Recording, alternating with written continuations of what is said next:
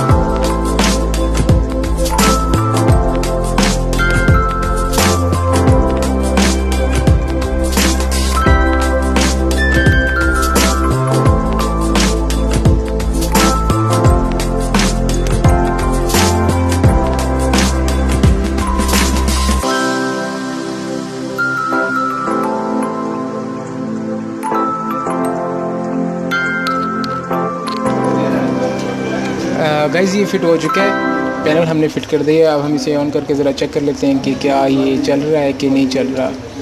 तो देखते हैं कि चलता है कि नहीं।